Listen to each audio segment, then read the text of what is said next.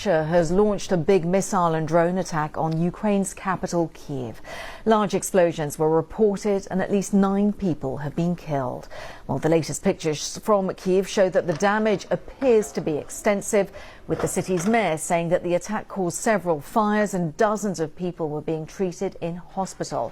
It is one of the biggest attacks in recent months. And President Zelensky has cancelled part of his planned trip to South Africa in order to return to Ukraine following these latest airstrikes. Well, they come as President Donald Trump accused Mr. Zelensky of harming peace negotiations after the Ukrainian leader said his country's institution does not allow his government to recognize Crimea as Russian territory. The US is pressing Ukraine to accept a deal that would see Russia's maintain control of most of the territory it occupies, which is highlighted here in red, effectively freezing the conflict along the current lines of control. I will say that I think Russia is ready, and a lot of people said Russia wanted to go for the whole thing. And I think we have a deal with Russia. We have to get a deal with Zelensky, and I hope that Zelensky, I thought it might be easier to deal with Zelensky. So far it's been harder, but that's okay. It's all right. But I think we have a deal with both. I hope they do it. Donald Trump there. Well, let's cross over to Kyiv to join my colleague John Donison. And John, before we talk about those comments from Donald Trump, let's just talk about what Ukraine's Interior Minister is describing as one of the most devastating air attacks against Ukraine for months. Hundreds of missiles and drones being launched by Russia.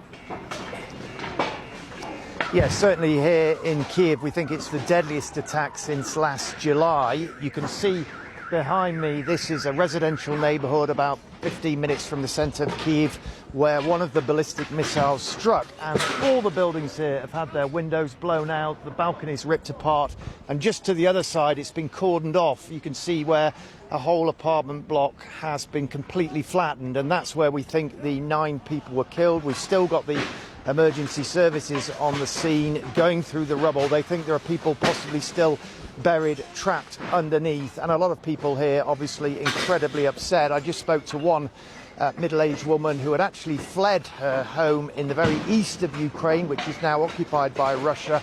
She'd come to Kyiv. Her house has now been badly damaged. She said she woke up at 1:30 in the morning, managed to make it into the corridor, but was absolutely terrified. Yeah, we can see the remnants behind you, that clear-up operation, John. Just in terms of the operation in dealing with trying to get some form of ceasefire agreement, of course, the US is putting a lot of pressure on Ukraine, but we're hearing Ukrainian's foreign minister saying that these deadly strikes on Kyiv show that it is Russia that is maintaining this war. Yes, he has said that it shows that Russia does not want to pursue peace. And the truth is that the Ukrainians say, look, before we can have any sort of talk about territorial exchanges, a long-term peace, we've got to have a ceasefire. And that just clearly is not happening. Now, you get the sense of real urgency and impatience from Donald Trump, who we heard from earlier.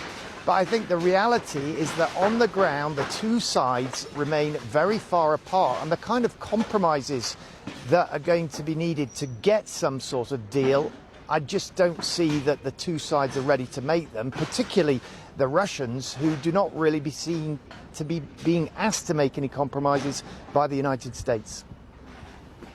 John, and just in terms of the clear-up operation behind you, of course, we're seeing that ongoing, people absolutely devastated there following these huge strikes overnight against Kyiv.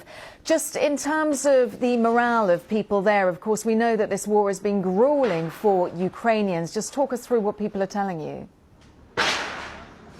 Well, lots of people here incredibly upset. Presumably, we've got, dozens, scores of families who are now going to be homeless, at least temporarily, just in this neighbourhood. I saw one man emerging, an elderly gentleman, completely bloodied and bandaged, another elderly woman just sobbing in the park behind where we are at the moment. The lady I spoke to from the east earlier, I said to her, you know, does she think President Zelensky should give up Ukrainian territory in the east in order to secure a peace deal, Ukrainian territory that is her homeland, and she was absolutely adamant. She said, no, he should not. Ukraine's territorial integrity should not be up for discussion. So I think, the mood is one of continued resilience.